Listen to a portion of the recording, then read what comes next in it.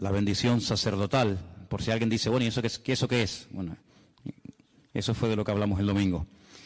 En esta tarde, pues estamos aquí, hermanos de Uruguay, de Ecuador, de Cuba, de Colombia, de Venezuela, en fin, de diferentes lugares, ¿no?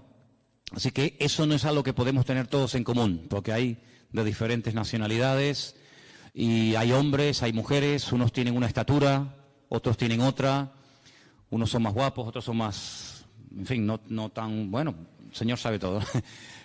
Unos tienen un tipo de sangre, otros tienen otro tipo de sangre, unos tenemos unas huellas digitales, otros tienen otras huellas, y en eso no vamos a ponernos nunca de acuerdo, porque aunque queramos es imposible. Pero hay algo que si miras a tu alrededor, a todos los hermanos que están a tu derecha, a tu izquierda, delante o detrás, todos en esta tarde tenemos algo en común. Yo sé que a lo mejor los más espirituales dirán, pues tenemos en común que tenemos una salvación en Cristo Jesús. Sí, por supuesto, hermano, eso sobra el decirlo, eso está claro. Pero hay algo que no nos hemos dado cuenta, es algo evidente, y es que todos los que estamos aquí estamos vestidos. ¿Sí o no? Cada vez que te pones una camisa, un pantalón, una falda o una chaqueta, aunque sea la más cara, la más moderna, la más hermosa del mundo, cada vez que te vistes, recordamos algo que pasó en el principio de los tiempos. Y vamos a leerlo en esta tarde. Se encuentra en Génesis, capítulo 3.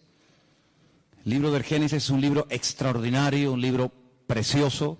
Los 2 primeros capítulos nos hablan del poder creador de nuestro Dios, cómo con el poder de su poderosa palabra, valga la redundancia, creó todo lo que existe, todo lo que nuestros ojos pueden ver, incluso lo que nuestros ojos no pueden ver, pero que fue creado con el poder de su palabra, animales, árboles, estrellas, planetas, incluido el hombre. Sin embargo, cuando vamos al capítulo 3, encontramos lo que alguien ha titulado la ruina. La ruina.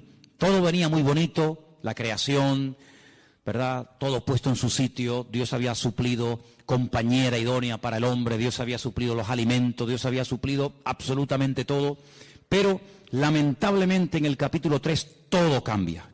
Y a partir del capítulo 3 las cosas van a ser muy diferentes. Para el hombre, para la mujer, para los animales, para la creación, para el mundo espiritual, absolutamente todo cambia. Empezamos a leer, si queréis, a partir del versículo 1. Estamos en Génesis capítulo 3, versículo 1, donde dice, pero la serpiente era astuta, más que todos los animales del campo que el Señor había hecho. La serpiente, no dice Satanás. Este animal tenía una característica que la Biblia destaca. Dice que era astuta. Y la palabra astuta y la palabra desnudo, que ahora vamos a leerla, es exactamente igual. Solamente que se pronuncia diferente, pero se escribe exactamente igual. Ahora hablaremos de ello. La cual le dijo a la mujer, ¿con que Dios os ha dicho no comáis del árbol del huerto? Y la mujer le respondió a la serpiente, del fruto de los árboles del huerto podemos comer. Pero del fruto del árbol que está en medio del huerto, dijo Dios, no comeréis de él, ni le tocaréis, para que no muráis. Entonces la serpiente le dijo a la mujer, no moriréis, sino que sabe Dios que el día que comáis, serán abiertos vuestros ojos, y seréis como Dios, sabiendo el bien y sabiendo el mal. Versículo 6. Vio la mujer que el árbol era bueno para comer y que era agradable a los ojos y árbol codiciable para alcanzar la sabiduría, y tomó de su fruto y comió, y dio también a su marido, el cual comió así como ella. Entonces fueron abiertos los ojos de ambos y conocieron que estaban desnudos. Entonces cosieron hojas de higuera y se hicieron delantales. Y oyeron la voz del Señor Dios que se paseaba en el huerto al aire del día.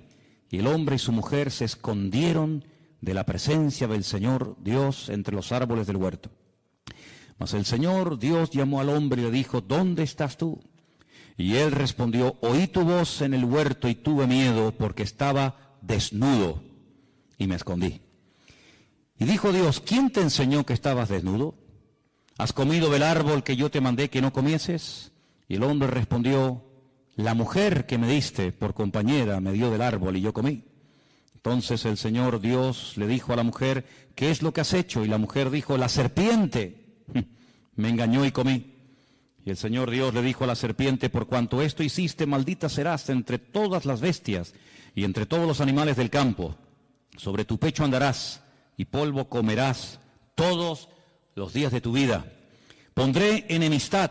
Ahora viene la primera profecía de la Biblia. La primera palabra profética que arroja un rayo de esperanza de que va a ser restaurado el hombre en el futuro, pero a un alto precio. Y la profecía dice así, pondré enemistad entre ti y la mujer, entre tu simiente y la simiente suya. Esta te herirá en la cabeza y tú le herirás en el calcañar. Y a la mujer le dijo, multiplicaré en gran manera los dolores de tus preñeces. Con dolor darás a luz los hijos y tu deseo será para tu marido y él se enseñoreará de ti. Y al hombre le dijo, por cuanto obedeciste a la voz de tu mujer y comiste del árbol que te mandé diciendo, no comerás de él, maldita será la tierra por tu causa, con dolor comerás de ella todos los días de tu vida. Espinos y cardos te producirá y comerás plantas del campo. Con el sudor de tu rostro comerás el pan hasta que vuelvas a la tierra, porque de ella fuiste formado, pues polvo eres y al polvo volverás. Y ahora es la primera vez que vemos al hombre que le pone nombre. Hasta el momento la llamaba mujer, varona, pero ahora le pone un nombre, Adán, a la mujer y le llama Eva.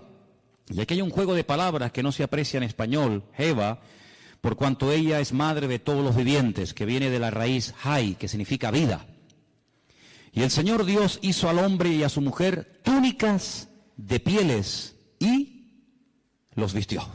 ¿Cuántos dicen amén? Muchas veces la gente se pregunta, pero bueno, ¿esto realmente fue así? ¿O esto es una forma alegórica, un poco rayando una especie de cuento para niños, para que sepamos más o menos lo que fue, lo que ocurrió o lo que no ocurrió? Es decir, ¿esto es literal o esto es alegórico? ¿Hubo realmente una serpiente que el diablo utilizó para hablar a través de ella? ¿Hubo realmente un árbol llamado el árbol de la vida y otro al lado llamado el árbol de la ciencia del bien y del mal? ¿Realmente el hombre y la mujer estaban desnudos en un lugar, en un paraíso, en una especie de huerto regado por 4 ríos, entre los ríos Éufrates y Tigris, que abarcaba desde Irak hasta Egipto? ¿Realmente eso existió? ¿Realmente hubo un hombre llamado Adán y Eva? Y bueno, y todo esto del hombre de Cromañón, y el hombre de Java, y el hombre de Neandertal, y todo esto que es que la ciencia dice, y el tema de la evolución, ¿todo esto es real? ¿O es una forma, repito, alegórica de contar una realidad? Bueno, de toda la vida, los creyentes, los que estudiamos la Biblia, hemos creído que el libro de Génesis es un libro que tiene una literalidad total y absoluta. Si nosotros ponemos en duda, si cuestionamos la literalidad del capítulo 3 del Génesis, por la misma regla de 3 tenemos que dudar de que el capítulo 1, el capítulo 2, el capítulo 4, el 5, así sucesivamente, también sea literal. Porque lo que no se puede hacer a la hora de estudiar un libro o un tema es utilizar 2 varas de medir. Nosotros aquí en Canarias, en España, en Europa, salvo en Inglaterra, tenemos unas medidas, ¿verdad? Metros, centímetros, kilómetros, etcétera. Pero si fuéramos a Inglaterra o a Estados Unidos o a otros países, ellos tienen otras medidas. Ellos trabajan con pulgadas, con yardas, con millas, etcétera. Nosotros trabajamos con otro tipo de medidas. Pero cuando usted va aquí a una ferretería, cuando usted va a un lugar para comprar herramientas, pues, en fin, las medidas usted las tiene que dar en las medidas que se usan aquí, no en las medidas con las que se puede trabajar en Inglaterra, en Estados Unidos o en cualquier otra parte del mundo. Cuando nos acercamos a la Biblia, no podemos decir, bueno, el capítulo 1, pues sí, hombre, es literal, porque tampoco me crea tanto problema, ¿no? El ver que Dios, con el poder de su palabra, pues fue creando progresivamente una serie de cosas. Ahí pues casi no hay problema, pero esto de la serpiente, del arbolito, que si comieron, que si no comieron, pues como choca un poco con nuestra especie de racionalidad, pues entonces decimos, bueno, esto tiene que ser algo alegórico, no puede ser algo real. Tendríamos un gravísimo problema si comenzamos a interpretar un capítulo literal, otro alegórico, uno literal, otro alegórico, porque entonces, ¿quién es el que establece que este es literal? ¿Quién es el que establece que este es alegórico? ¿Tú? ¿El conjunto de los hermanos de la iglesia? ¿Una serie de teólogos? ¿Los pastores? ¿Los maestros de la Biblia? ¿Los traductores? Es muy complicado. La hermenéutica nos obliga, es decir, la ciencia que nos obliga a la correcta interpretación de los textos bíblicos, nos obliga a utilizar una sola vara de medir. No podemos utilizar dos sistemas de interpretación de un mismo pasaje porque tendríamos unos problemas terribles.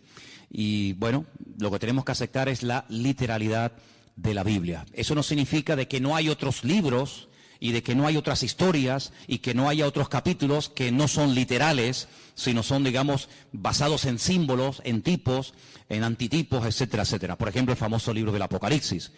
En el famoso libro del Apocalipsis aparecen ahí una serie de animales, de colores y de cosas que lógicamente ni siquiera existen, pero que a través de esos colores, de esos números, de esos animales que van cambiando de color, el Señor tiene un mensaje que hay que saber interpretarlo. Evidentemente no existe ni ha existido jamás un dragón, ni un caballo que ahora es blanco, mañana negro, pasado amarillo y finalmente rojo.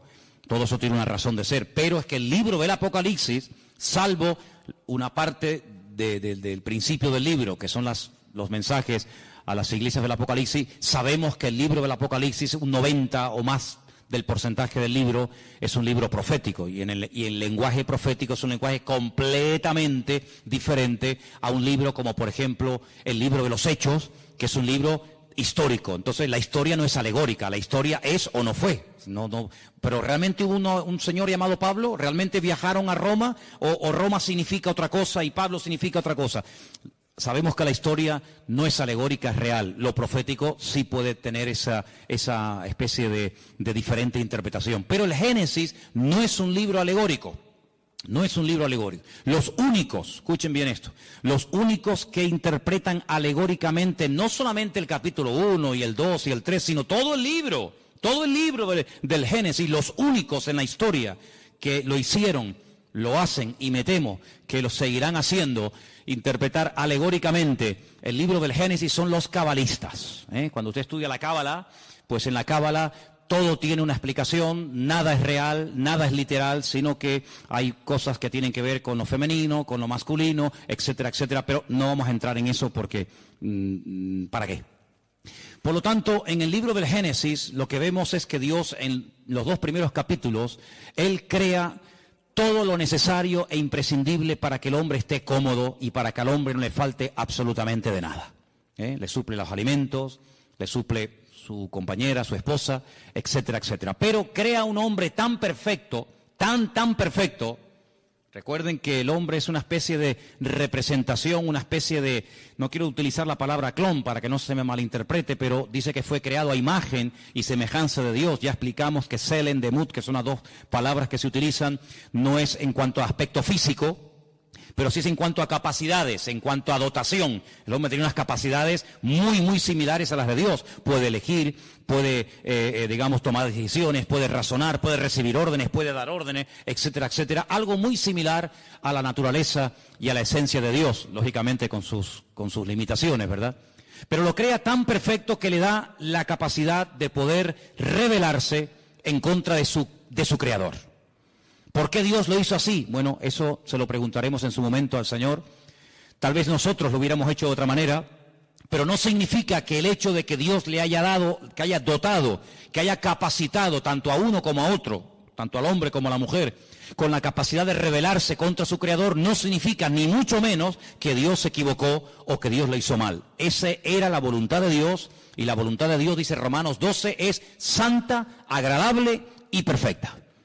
Y si así no fuera, entonces sí podríamos tachar o sí podríamos cuestionar a Dios de ser más que un Dios de amor, más que un creador de robots, un creador de clones, un creador de seres incapaces de rebelarse, sino que le aman y le obedecen, porque aunque quisieran dejar de amarle o dejar de obedecerle, no pueden porque Dios no los ha capacitado para ser rebeldes. Todo lo contrario. El hombre se rebeló, El hombre le creyó más a lo que Satanás le decía que a lo que Dios dijo. Fijaros que en ningún momento, y esto es algo interesantísimo, hermano, en ningún momento Satanás cuestiona la existencia de Dios. En ningún momento dice cosas como Dios, ¿y ese quién es? Pero si Dios no existe, en ningún momento cuestiona Satanás la existencia de Dios, sino lo que cuestiona, lo que pone en tela de juicio, no es la existencia de Dios, sino las órdenes, las limitaciones que Dios ha puesto. Que Dios te ha dicho, luego ya Dios existe, lo da por hecho. Que Dios te ha dicho que si comes, que si desobedeces la orden que Él te ha dado, morirás. No le creas, no es verdad, no morirás. Lo que pasa es que Dios no te ha dicho toda la verdad y yo sí te la voy a decir. Fíjate qué tremendo, ¿eh? Es un atentado contra la mismísima esencia de Dios. La esencia de Dios es la verdad. La esencia de Dios es la verdad. Yo no lo voy a hacer ahora, pero si yo les trajera, que lo tengo por ahí fotocopiado, allí en el cuartito de la oración lo podéis ver, el capítulo 1 del Génesis, si comenzáramos a sumar una serie de palabras, continuamente, en todo el capítulo 1 y en todo el capítulo 2, continuamente aparece después de leer ciertas y determinadas frases o textos la palabra verdad. Y lees y verdad. Y es como que el texto lleva la firma de Dios. Es como cuando vimos aquí, ¿os acordáis? Cuando vimos aquí la bendición sacerdotal que estudiamos el domingo, esta bendición diseñada, creada y enseñada por Dios al hombre, lleva la firma de Dios. Saber encontrarla, pero la lleva. Luego, el libro del Génesis, el relato de la creación, lleva la firma de Dios, y la firma de Dios, la esencia de Dios, es la verdad. El mismo Señor Jesucristo, la misma palabra cuando se encarna, porque esto es un milagro, este es el milagro más grande de todos. El milagro más grande no es que un ciego pueda volver a ver, que es algo tremendo, o que un muerto resucite, o que un leproso sea limpiado. Sí, son milagros tremendos, pero hay algo más grande que eso, y es que la palabra, el verbo, se hace carne. Eso es lo más grande que hay. Y sobre esa verdad hemos estudiado también en las últimas semanas. Juan basa toda la explicación de su evangelio diciendo, y el verbo que era Dios se hizo carne, habitó entre nosotros y vimos su gloria, gloria como del unigénito del Padre. Sí, eso es algo tremendo, porque que la Biblia de repente haga así y se convierta en carne, pues eso es lo que ocurrió. El Señor Jesucristo se hizo carne y habitó entre nosotros. Y dice la Biblia, y si alguno cuestiona eso, si alguno no es capaz de confesar, dice Juan, es muy claro en esto, si alguno no confiesa que el verbo, que la palabra se hizo carne, ese es mentiroso y ese es el espíritu del anticristo. Qué tremendo, Por eso dice, ¿queréis probar los espíritus? Cuando dice Juan, no me estoy yendo del tema, ¿no? Pero solamente para remarcar un poco esto, dice, probar los espíritus, porque no todo espíritu es de Dios. Y uno dice, bueno, ¿y cómo pruebo? ¿Y cuál es la prueba? Dice, dile, ¿crees que Jesucristo, crees que el verbo ha venido y se ha hecho carne? No, yo no creo eso. Entonces este no es de Dios. Ahí se prueban los espíritus. Si dice que sí, evidentemente es otra cosa.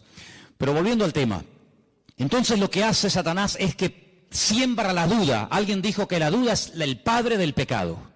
En cuanto una persona comience a dudar de que la palabra de Dios es la palabra de Dios, de que Dios existe o no existe, de que hay infierno o no, de que Dios es bueno o no tan bueno, en el momento en el que ese virus, ese veneno llamado duda, entre en tu vida, amigo, como no lo frenes, y como no contrarrestes y ataques y neutralices ese veneno, ese virus, con la verdad, porque la verdad es lo que mata la duda, eres hombre muerto. Y eso fue lo que Satanás comenzó a hacer.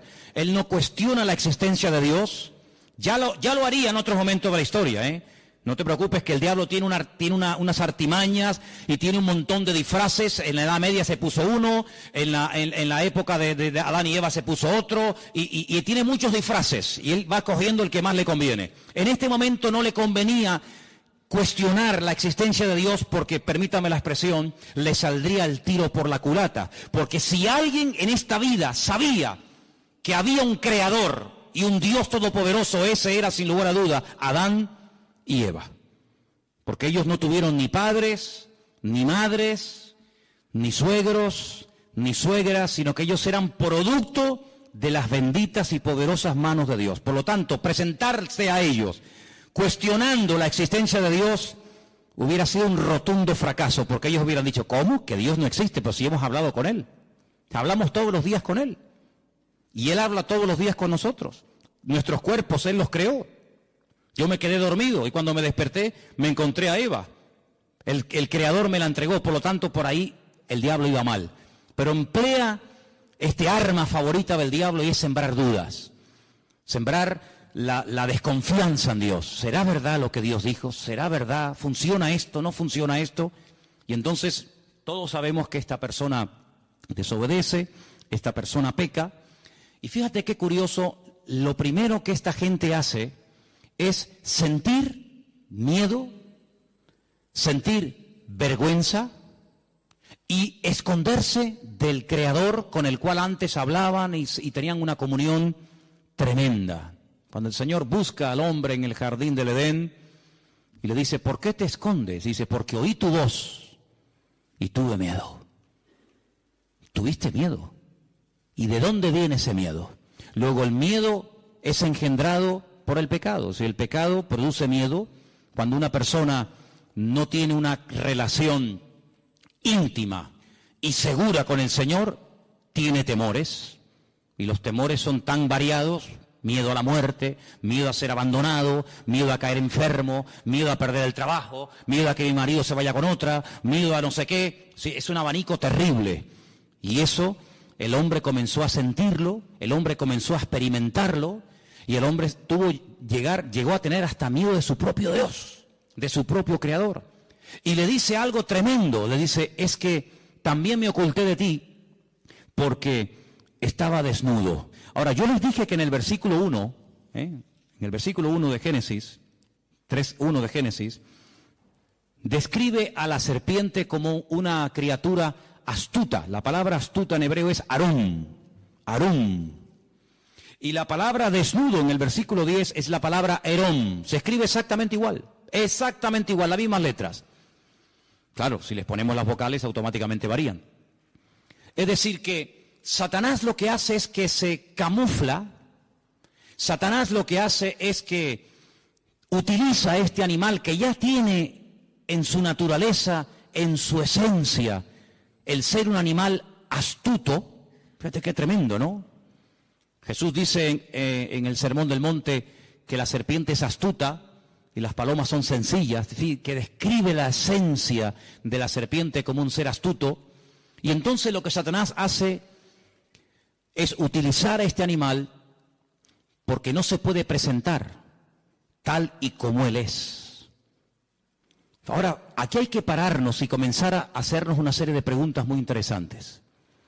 Vemos a Satanás en persona, no mandó a un demonio, sino que él en primera persona va y tienta a Eva, pero detrás utilizando a este animal. Y la única vez que lo volvemos a ver a él personalmente tentando a una persona, ya es en el Nuevo Testamento al Señor Jesucristo. Él nunca tentó a nadie personalmente, salvo a Eva en el jardín del Edén y en el desierto de Judea al mismísimo Señor Jesucristo.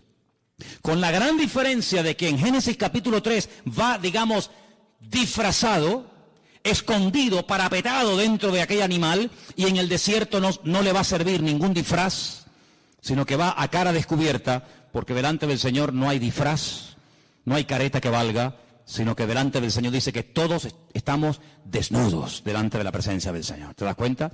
Pero el apóstol Pablo, que es un hombre que describe como nadie, el mundo espiritual, porque ahora hablaremos un poco de esto, él dice que Satanás es capaz, en momentos puntuales, si es necesario, disfrazarse, vestirse como si fuera un ángel de luz. Y ha habido casos en la historia, pero tremendos, de personas que dicen que han tenido la visita de ángeles que les han revelado cosas y esas cosas las han escrito. Y bueno, y por ahí nació el famoso libro del Mormón, que es el que usan los mormones. Y cuando se le pregunta a los mormones, ¿y de dónde salió el libro del Mormón? Pues ellos te dicen que un ángel llamado Moroni despertó una noche a este joven llamado Joseph Smith y lo llevó a un lugar donde le mostró unas planchas de oro que estaban escritas en un idioma que él no conocía, y este ángel le mostró la interpretación de aquellas planchas de oro y le dio un mensaje que está en el famoso libro del Mormón. Y otra persona que presume de que un ángel del cielo bajó y le daba revelaciones es nada más y nada menos que el falso profeta llamado Mahoma, porque Mahoma es un falso profeta, ¿verdad?, que dice que recibió las enseñanzas de un ángel, pero un ángel evidentemente que no era un ángel de Dios, era un demonio, porque el apóstol Pablo dice en Gálatas capítulo 1 que si un ángel del cielo baja y nos predica un evangelio diferente al que hemos oído, no lo creáis, sea anatema, porque no hay otro evangelio que el que está escrito en la palabra de Dios. ¿Cuántos dicen amén? Así que en momentos puntuales Satanás incluso ha sido capaz de disfrazarse y de hacerse pasar como un ángel bueno, un ángel de la guardia, un ángel que viene a darte buenas vibraciones, buena energía, como dicen algunos por ahí. Ahora, fijaros qué interesante, porque Adán y Eva no tenían conocimiento, y esto es muy importante yo sinceramente nunca lo he oído. Ellos no tenían conocimiento del mundo espiritual. El único conocimiento del mundo espiritual que tenían es que hay un creador que no se puede ver, pero que habla y les oye cuando ellos le hablan a Dios. Pero ellos no tenían ningún conocimiento del mundo espiritual. Pero el mundo espiritual evidentemente ya existía y era real, puesto que cuando uno comienza a leer la Biblia desde el principio, uno se encuentra que el que está hablando es Dios. Más adelante encontramos que Dios crea a un hombre. De ese hombre extrae a una mujer. Y encontramos a Dios, al hombre y a la mujer. Capítulo 1 y capítulo 2. Pero cuando vamos al capítulo 3 nos encontramos que ya no hay 3, ahora hay 4. Ahora seguimos teniendo evidentemente al Creador, a Dios, a Eva, a su marido Adán y a Satanás, utilizando a esta serpiente. Y la pregunta lógica es, ¿dónde dice en Génesis 1 o en Génesis 2 cuándo fue creado este personaje? Porque no vemos en ningún momento en el libro del Génesis, ni en Éxodo, ni en Levítico, ni en Número, ni en Deuteronomio, no vemos en ningún momento que este ser existía. Sin embargo, la palabra de Dios en Ezequiel capítulo 28, ahora leeremos algunos versículos, el Señor dice que este querubín, lo llama así, querubín protector, grande y protector, estuvo en el jardín del Edén. Luego hay una creación que no se relata en Génesis capítulo 1 ni en Génesis capítulo 2, pero que ya existía. Vemos que Satanás ya no es ese querubín protector encargado de la música, de la alabanza y de la adoración, sino que es un ser maligno que lo que pretende es separar al hombre de Dios. Luego ya su naturaleza no es una naturaleza sana, una naturaleza buena, sino que su objetivo es arruinar. Su naturaleza ahora es maligna, perversa. El Señor dijo, es un ladrón. Viene a hurtar, a matar y viene a destruir. Y aquí lo vemos, haciendo su primer intento en la historia de la humanidad, queriendo matar la comunión del hombre con Dios, queriendo separar al hombre de Dios, creando distanciamiento, creando mal ambiente, ¿verdad? Así que vamos a Ezequiel capítulo 28 para que veáis cómo en este libro, que por supuesto, sobra el decir, no existía en los tiempos de Adán y Eva. Adán y Eva nunca leyeron el libro de Ezequiel. En el capítulo 28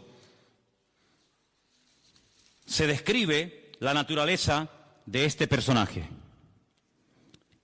Ezequiel 28:12 viene hablando del rey de Tiro, pero en medio del mensaje de Dios al rey de Tiro, mete otro mensaje que complementa lo que viene diciendo, y dice lo siguiente: Hijo de hombre, levanta endechas sobre el rey de Tiro. Tiro es una ciudad que está al norte de Israel, no entraba dentro del territorio de Israel, está bien al norte, ¿verdad? Y dile, así ha dicho el Señor, tú eras el sello de la perfección, lleno de sabiduría y acabado de hermosura. Solamente escucha estas 3 características, son impresionantes, ¿eh? De ningún ser en la Biblia el Creador habla en semejantes términos. Los vuelvo a repetir. Sello de la perfección, lleno de sabiduría y acabado de hermosura. Cuando Dios da algo, no lo quita. Luego, aunque este ser fue arrojado de la presencia del Señor, su sabiduría, su hermosura y sus cualidades recibidas de parte de Dios, se las llevó con él. Pero ahora dice algo tremendo. En Edén, ¿cómo sabemos que ya no está hablando del rey de Tiro? Bueno, por sentido común. En Edén no estuvo nunca el rey de Tiro. El rey de la ciudad de Tiro nunca estuvo en Edén. Luego ya no está hablando del rey de Tiro, sino ahora dice, en Edén, en el huerto de Dios estuviste. Ay, amigo.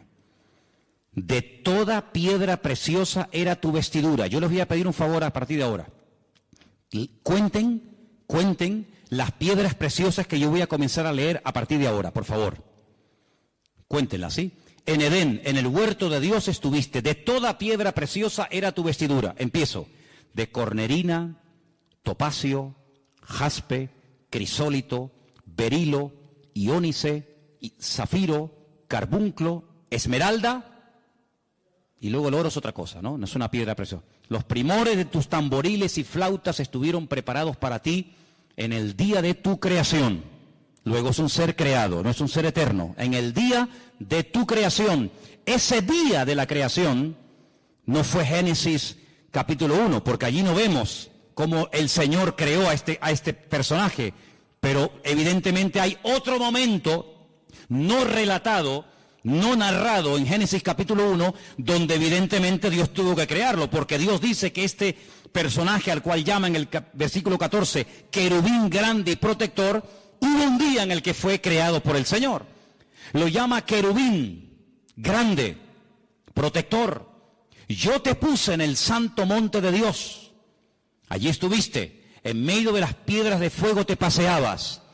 Pero esto no lo encontramos en Génesis 1. En el jardín del Edén no dice que era el monte de Dios. ¿Qué te parece? Luego está describiendo otro sitio. El jardín del Edén era el sitio para el hombre. Y hay otro sitio que se está describiendo aquí, que era el sitio donde Dios estaba, donde Dios vivía y donde estaba este personaje. Y sigue diciendo la Escritura, perfecto, perfecto también es la palabra completo, ¿vale? La misma palabra, shelem, es igual para perfecto que para completo. Así que si quieren leer completo eras o perfecto eras, da igual. En todos tus caminos, desde el día, le vuelvo a repetir, que fuiste creado hasta que se halló en ti maldad. Amigo, a causa de la multitud de tus contrataciones fuiste lleno de iniquidad y pecaste. ¿Y ahora qué dice aquí? Por lo que yo te eché. ¿Quién lo echó? El Creador. Yo te eché. ¿De dónde? Del monte de Dios. Y te arrojé de entre las piedras de fuego, oh querubín protector. Y ahora lo vemos en Génesis capítulo 3, a este personaje que antes estaba en la presencia del Señor, ahora lo vemos en el jardín del Edén, tentando a Adán y tentando a Eva. Qué tremendo, ¿no? Y dice aquí, se enalteció tu corazón a causa de tu hermosura. Increíble, ¿cómo tenía que ser este personaje, eh? Lo más hermoso. Corrompiste tu sabiduría a causa de tu esplendor. Yo te arrojé por tierra. Delante de los reyes te pondré para que miren en ti. Con la multitud de tus maldades y con la iniquidad de tus contrataciones profanaste tu santuario. Yo pues saqué fuego de en medio de ti, el cual te consumió y te puse en ceniza sobre a los ojos de todos los que te miran. Todos los que te conocieron de entre los pueblos se maravillarán sobre ti, espanto serás y para siempre dejarás de ser. Fíjate que lo llama querubín, pero la palabra querubín en Génesis 1 no aparece. La palabra querubín en Génesis 2 no aparece. La primera vez que aparece en la Biblia la palabra querubín, ahora vamos a decir que es un querubín, aparece en Génesis capítulo 3. Volvamos a Génesis 3. Concretamente el último versículo. Génesis 3, el último versículo. Y dice así, echó pues fuera al hombre y puso al oriente del huerto del Edén querubines y una espada encendida que se revolvía por todos lados para guardar el camino del árbol de la vida. Luego, si Adán y Eva nunca habían oído en su vida la palabra querubines, cuando se presenta este personaje utilizando a esta serpiente astuta, ella no tiene ningún conocimiento del mundo espiritual. Ella no sabe lo que es un querubín, ella no sabe lo que es un serafín, ella no sabe quién es Satanás, ellos no saben nada. Pero ellos estaban capacitados para discernir que esta tentación, este ataque, no provenía de Dios. Primero, porque está contradiciendo a la palabra. Dios dijo, si comes, morirás. Y me está diciendo que no moriré. Luego, ¿a quién le creo? ¿A mi Creador y a mi Señor? El que me ha creado, el que me ha demostrado que me ama, el que ha creado un mundo maravilloso para mí, o a este que no sé quién es y de dónde ha salido. Ahí hay un dilema. Y una tentación, eso es lo que es. Es ponerte entre la espada y la pared, decir, ¿a quién le creo? ¿A Dios o al horóscopo? ¿A lo que dice mi Señor en su palabra?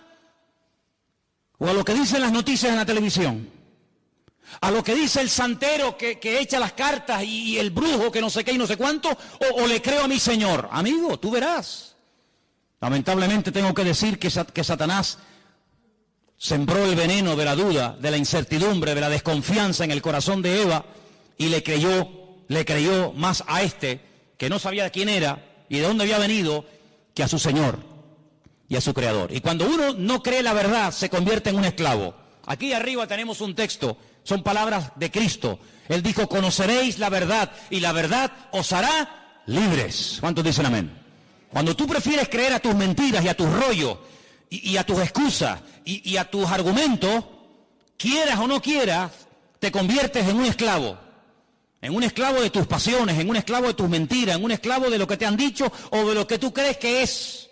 Cuando tú cuestionas lo que dice la Biblia, ¿y por qué Dios dice blanco si yo veo que es gris? Bueno, lo que tú veas es una cosa y lo que Dios dice es otra.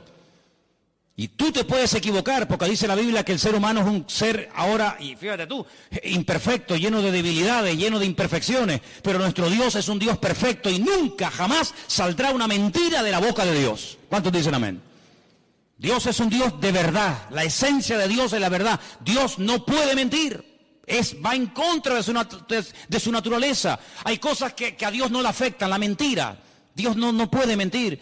La tentación, a Dios no le tienta nada. Dice, si Él no es tentado por nada, ni por nadie, Él tampoco puede tentar a nadie. Así que cuando tú seas tentado, no digas que Dios te está tentando, sino que tú estás siendo tentado porque le has dado lugar a una serie de circunstancias que estás creando el caldo de cultivo propicio para caer en la red. Pero Dios no tienta a nadie. Una cosa es que Dios te pruebe. Y otra cosa es que Dios te esté tentando. Cuidado. La prueba es para fortalecerte, para acercarte a Él. La tentación es al revés, para separarte y para que caigas y para que cuestiones pues la existencia, el amor, la misericordia, la bondad o lo que sea de parte del Señor. Así que vemos que esta mujer, al no tener conocimiento del mundo espiritual, crea a este personaje que, repito, no sabe de dónde ha salido y que encima le lleva la contraria al Señor. Pero tú y yo no tenemos esa excusa para pecar. Porque tú y yo tenemos muchísimo conocimiento del mundo espiritual, ¿sí o no? Si tú le dices a Adán y a Eva, Satanás, dice, no sabían quién era. Pero si yo te digo a ti, el diablo, Satanás, el padre de mentira, ¿sabes quién es o no? Amigo, hay un conocimiento que tú tienes que ni Adán tenía. Y por eso dijo alguien en cierta ocasión que el terreno de Satanás es la ignorancia. Cuanto más ignorante sea, más fácil se lo pones al diablo para que te engañe. Ah, que yo no sabía, por eso caíste. Pero ahora nosotros no tenemos la excusa de decir, es que yo no sé lo que son los demonios, yo no sé quién es el diablo, yo no sé. No, sí sabemos, claro que sabemos, hombre, que sí sabemos. Mira, el mundo espiritual, quien mejor lo describe, si a alguien le interesa este tema, es sin lugar a duda el apóstol Pablo. Hay un capítulo, no lo vamos a leer ahora, pero para los que toman nota y les gusta leer después en casa, es el capítulo 6 del libro de Efesios, la carta de Pablo a los Efesios. Pablo describe allí el mundo espiritual de una forma increíble. La jerarquía del mundo espiritual, como Pablo no la describe nadie. Él dice que hay, mira, principados, potestades, gobernadores de las huestes de las tinieblas, huestes espirituales de maldad en las regiones celestes. Si te vas al libro de Ezequiel, te encuentras, por ejemplo, en Ezequiel capítulo 28, los versículos 13 y 14, te encuentras a los querubines. que en Ezequiel 1 los llama los seres vivientes. Cuando tú oigas la palabra seres vivientes, son los querubines. Qué curioso que cuando dice la Biblia que el Señor mandó a construir el tabernáculo con todo el mobiliario, ¿se acuerdan? Con la menorá, con la mesa de los panes, con el altar del incienso, el altar del sacrificio, con el arca de la alianza. Dice que dijo, encima del arca, en la tapa, quiero que construyas 2 querubines, porque son los que van a proteger la presencia del Señor. ¿Qué puso el Señor en el huerto del Edén para que no dieran marcha atrás y alargaran la mano y comieran del árbol de la vida que producía la vida eterna? Querubines, protectores. Luego los querubines tienen, entre comillas, la función de proteger, de cuidar, de rodear el trono del Señor. Digamos que serían, entre comillas, para que nos entendamos, su especie de guardaespaldas, para que nos entendamos. Los serafines, que son otros seres angelicales que están en la Biblia, quien mejor lo describe es Isaías, capítulo 6. Cuando él es llamado, dice, cuando el Señor me llamó, yo vi la gloria del Señor. Y vi serafines que tenían 6 alas, con 2 volaban, con 2 tapaban su rostro y con 2 tapaban sus pies y decían continuamente, santo, santo, santo es el Señor, toda la tierra está llena de la gloria del Señor. Entonces te das cuenta que en la Biblia hay serafines, querubines, ángeles. ¿Quién se le presentó a María cuando le dijo, escucha mujer, bendita eres tú entre todas las mujeres? A partir de ahora te llamarán bienaventurada, porque llevarás en tus entrañas, llevarás en tu vientre, nada más y nada menos que al bendito Hijo de Dios, un arcángel. ¿Quién? Gabriel. Luego dice, hay serafines, hay querubines, hay un arcángel que se llama Gabriel. Luego te vas al libro de Daniel y te encuentras que hay otro arcángel tremendamente poderoso que se llama el arcángel Miguel. El gran príncipe, dice Daniel 12, que está de parte de los hijos de tu pueblo. Te das cuenta que describe un mundo espiritual tremendo. Es decir, no lo podemos ver con nuestros ojos, pero eso no significa de que no existan. Hay gente que dice en su ignorancia, yo si no veo no creo. Pues por esa misma regla de 3, usted no cree en Júpiter, ni en Plutón, ni en Marte, ni en montones de cosas que existen, simplemente por el argumento ridículo y absurdo de que usted no lo ve. Bueno, hay millones de cosas que nuestros ojos no ven, pero sin embargo, ¿usted ha visto alguna vez algún átomo? ¿Ha visto alguna molécula? ¿Ha visto los protones y los neutrones? ¿Ha visto alguna vez eso? No, pero existen y están aquí ahora mismo. Y en este momento aquí dentro hay miles de voces de radio de onda, ¿verdad? Radio de frecuencias que están aquí, las ondas, ahora no se oyen, no se pueden ver, porque no tenemos un receptor, pero si pusiéramos una radio y la encendemos, automáticamente oímos que la radio está hablando. No, la radio no está hablando, la radio está reproduciendo por ese famoso invento de Marconi, el italiano, ¿no? Que fue capaz de captar esas ondas y ponerlas en un receptor y uno puede hablar, oír en italiano, en japonés, en árabe, en chino, en lo que sea, una persona que está a miles de kilómetros de Tenerife, pero lo oímos hablar aquí, o ver un partido de fútbol que se está llevando a cabo en África, o sabe Dios dónde. Pero todo eso existe, no lo podemos ver, pero cuando tenemos los aparatos para poder ver esas imágenes, para poder escuchar esos sonidos, pues automáticamente ahí lo tenemos y todos en casa sabemos pues lo que estoy diciendo por la radio y por la televisión. Entonces, pero Adán y Eva en aquel momento, vamos a decir, entre comillas, que eran ignorantes del mundo espiritual. Ellos no sabían realmente lo que significaba todo eso, pero uno tiene que tener discernimiento, hermano. Cuando algo venga a su mente, cuando algo venga a su vida, que no está escrito en la palabra de Dios, descártelo, no lo crea, porque la palabra de Dios no se puede manipular, no hay que añadirle, no hay que ponerle. Si la palabra de Dios dice eso no se puede hacer, no le quiere dar las vueltas, decir sí, pero no hay pero que valga. El Señor cuando dice una cosa lo dice para nuestro bien. Y cuando el Señor dice el día que ustedes coman de este árbol, ustedes van a morir, aunque ustedes no entiendan el concepto morir, pues claro, Adán y Eva decían morir, ¿y eso qué es? ¿Qué es morir? ¿Tú sabes lo que es morir? No, ¿y tú? Yo tampoco. Pero Dios dijo que si comemos morimos. Pero es que yo no sé lo que es la muerte, yo nunca he visto ni siquiera un perro muerto en una carretera, yo no he enterrado a un hijo, yo no sé lo que es el concepto muerte. Para ellos era un concepto abstracto, no lo entendían, pero el que no lo entiendas no significa que no estemos obligados a obedecer la palabra de Dios. ¿Cuántos dicen amén? Ahora nosotros con más motivo no tenemos ninguna excusa. ¿Por qué? Porque sabemos lo que es la muerte, Sabemos lo que es la tristeza, el desánimo, la depresión, la desgracia, los follones, los líos. ¿Por qué? Porque lo hemos visto en otras personas. Tenemos millones de puntos de referencia, incluso en nosotros mismos. Sabemos las consecuencias terribles de hacer algo malo, pero en aquellos momentos ellos no tenían eso, pero tenían algo muy importante. Y es que ellos tenían que haberse dado cuenta de que este ser, que no sabían de dónde había venido, estaba contradiciendo la palabra del Señor. Porque uno de los juegos favoritos del diablo es llevarle la contraria a Dios. ¿Qué dijo Dios el día que se bautizó su hijo en el río Jordán? Este es mi hijo amado, en el cual tengo toda complacencia, en el cual deposito toda mi confianza. ¿Quién dijo eso? Dios. La voz de Dios se oyó. Se va al desierto. ¿Y quién viene a tentarlo? Este personaje terrible, Satanás. Y le dice, si eres el Hijo de Dios, di a estas piedras que se conviertan en pan. Yo no tengo que convertir las piedras en pan para demostrarte a ti, o a mí, o a alguien que soy el Hijo de Dios. Yo sé que soy el Hijo de Dios. ¿Y cómo lo sé? Porque mi Dios, mi Padre, me lo acaba de decir el día que me bauticé en el río Jordán. Este es mi Hijo amado. Por lo tanto, yo le creo a mi Dios, yo le creo a mi Padre, yo creo en lo que Él me ha dicho.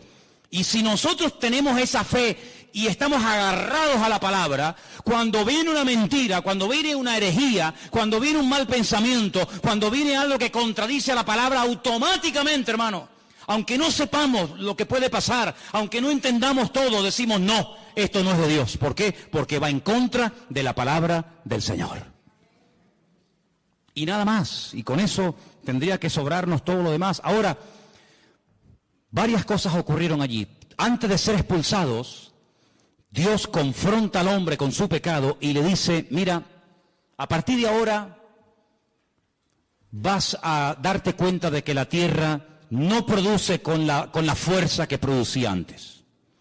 Tu mujer, cuando dé a luz, va a comenzar a sufrir dolores en el momento del parto. Y tú vas a comenzar a sudar. Luego se ve que antes no sudaba. Tú vas a comenzar a perder humedad. Tú vas a comenzar a secarte. Y vas a tener que reponer los líquidos, porque como no repongas líquido te deshidrata y te puedes morir. Entonces hay una serie de consecuencias en el mundo espiritual, en el mundo natural, en el mundo físico, que van a cambiar a partir de ahora. Pero cuando yo te eche del jardín del Edén, no te vas a ir como yo te puse aquí. Yo te puse aquí desnudo, pero tú te vas a ir vestido. Porque hemos leído esta noche, en el capítulo 3, versículo 21, que el Señor los cubrió con pieles de animales y los vistió. Y esto es una lección objetiva que Adán y Eva captaron al momento. Animales inocentes han tenido que morir por mi culpa. Ahora entienden lo que es morir. Cuando ellos vieron a esos pobres animales, yo no sé si eran ovejas, si eran cabras, yo no sé lo que eran. Pero la Biblia nos enseña que el Señor tomó pieles de animales, cubrió a este hombre y a esta mujer, y ellos vieron lo que significa, ellos entendieron el concepto morir. Es decir, que ahora estas ropas que me van a cubrir, me van a recordar a donde quiera que vaya, que yo tengo que vestirme porque me he convertido en un ser pecador.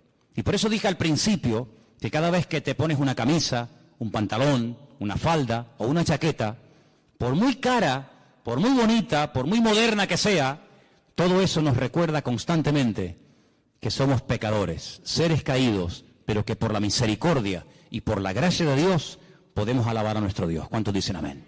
Así que la ropa no es ninguna bendición. Hay gente que se mata por tener la ropa de última moda y por tener marcas de no sé qué, y hay todo un negocio, hay todo un consumismo alrededor de esta historia de la moda, ¿verdad? Pero no se olviden de que todo eso viene como consecuencia del pecado. Y no solamente han tenido que morir animales inocentes para poder vestirlos a ustedes, sino que a partir de ahora la relación entre ustedes y yo va a ser diferente. Antes no había intermediario. El Señor venía, hablaba con ellos, ellos hablaban con el Señor, no había ningún problema. A partir de ahora no. A partir de ahora, cada vez que ustedes quieran acercarse a mí y quieran tener comunión conmigo, tienen que acercarse con sacrificios de animales. Y uno dice, ¿y por qué sacrificios de animales? Amigo, porque cuando el Señor les vistió a ustedes, animales inocentes tuvieron que morir para cubrir vuestra desnudez. Sangre de animales inocentes se tuvo que derramar para cubrirles a ustedes, y cada vez que ustedes quieran acercarse delante de Dios y sacrifiquen un animal sobre un altar de piedra, ustedes tienen que recordar que todo esto es la consecuencia de la desobediencia y del pecado de vuestros antepasados o de ustedes mismos. Ahora podemos entender el grado de desfachatez y de poca vergüenza que tuvo uno de los hijos de este primer matrimonio, cuando dice que los dos hermanos, Caín y Abel, fueron un día a la presencia del Señor. Ellos sabían que las ropas que llevaban les recordaban que eran pecadores, que papá y mamá vivieron un tiempo desnudo en un lugar maravilloso llamado el Gan Edén, pero que ahora tenemos que ir vestidos porque fuimos pecadores y desobedecimos al Señor, y tenemos que presentarnos delante de Dios con animales para recordar nuestra naturaleza pecaminosa. Y entonces llega uno de los hermanos y dice que llevó al Señor una ofrenda, pero no de animales, sino del producto de la tierra: peras, sandías, melones, papaya, pepinos, lechugas, y la pone sobre el altar. Y al lado está su hermano Abel presentando un sacrificio, y dice literalmente la Escritura que el Señor miró con buen agrado la ofrenda de Abel, pero no le agradó de la ofrenda de Caín. Y ahora uno dice, fíjate qué tremendo, ellos sabían, los dos hermanos, del mismo padre, de la misma madre, recibiendo la misma enseñanza, pero uno va delante de Dios como Dios manda, como Dios establece, como Dios dice, el otro como a mí me da la gana. Y aquí vemos una imagen de España, aquí vemos una fotografía, aquí vemos una realidad de nuestra sociedad. Por una parte, la gente que dice, ¿qué ha dicho el Señor? Que no vaya por ese camino, que no haga esto y aquello. Pues gloria a Dios, yo lo hago y punto. Pero vemos una gran masa que dice, Dios que ha dicho que tenemos que vestirnos, pues ahora nos vamos a poner todos desnudos. Es un acto de provocación contra Dios. Y si tenemos que hacer anuncios o programas de televisión donde la moda es ponernos desnudos, pues lo hacemos para llevarle la contraria a Dios. Y si Dios dice que hay que amar, nosotros odiamos. Y si Dios dice al Señor tu Dios adorarás y a Él solo servirás, nosotros nos vamos a crear millones y millones de dioses y de estatuas, y los vamos a adorar cuando nos dé la gana, y vamos a sacarlos cuando nos dé la gana, y cuando no nos dé la gana los dejamos metidos en los templos. Y esa es la imagen de Caín y de Abel. Pero fíjate qué misericordioso es el Señor, que a Abel no le dice ni media palabra. No le dice, muy bien, Abel, muy bien, hijo, muy bien. Veo que eres un chico obediente, lo que te han enseñado tus padres lo estás poniendo por obra, siga así, hijo, muy bien. Nada. ¿A quién le habló el Señor? A Caín. Dice, Caín, si hicieras lo bueno, si fueras por el buen camino, ¿no te bendeciría yo? ¿Por qué estás con esa cara de amargado? ¿Por qué estás con el semblante decaído? ¿Por qué miras con malos ojos a tu hermano? Si hicieras lo bueno, ¿no te bendeciría yo también a ti? Caín podía haber dicho, gracias Señor, perdóname. De sabios es rectificar, ¿sí o no? Nada. Le dice a su hermano, vamos a dar un paseíto por el campo. ¿Te apetece? Venga, vamos. Y se lo lleva a dar un paseo al campo. Mentira. Premeditación y alevosía. Se levanta contra su mismísimo hermano, se levanta y lo mata. Y dice, muerto el perro, se acabó la rabia. Dios le vuelve a hablar otra vez, pero Caín, ¿qué has hecho? ¿Dónde está tu hermano Abel? Y fíjate cómo le responde este personaje al Señor. ¿Y yo qué sé? ¿Y acaso yo soy guarda de mi hermano? Como diciendo, a mí qué me importa la vida de mi hermano. Pero Caín, ¿pero qué dices? Aunque lo quieras ocultar, aunque lo quieras disimular, aunque te quieras poner un disfraz como ya uno se lo puso y engañó a tu padre y a tu madre, la voz de la sangre de tu hermano Abel llama a mi presencia. Así que errante serás por toda la tierra, maldito serás y darás vueltas y vueltas y vueltas y no te sentirás a gusto en ningún lado. Estarás un día en el monte y quieres estar en la playa. Y cuando estés en la playa te quieres ir a la montaña. Y cuando es de día quieres que llegue la noche. Y cuando es la noche quieres que llegue de día. Y cuando hace frío, qué asco de frío. Cuando hace calor, vas a ser un ser insatisfecho toda tu vida. Es lo que yo llamo el espíritu de Caín. Nada te agrada, nada te llena. Siempre estás quejándote por todo, hasta por lo que tienes. Y entonces Caín reflexiona y dice, Señor, grande es mi pecado, ¿eh? Ah, ahora te das cuenta que grande es tu pecado. Señor, y si yo voy por toda la tierra, y si alguien me quiere matar, ¿cómo me defiendo? Y ahí viene la misericordia. Es que es tremendo, ¿eh? Te acabas de cargar a tu hermano, me hablas con una prepotencia y una arrogancia terrible, pero ¿sabes lo que te digo? Te voy a poner una marca en tu frente para que cuando alguien te vea, no te mate.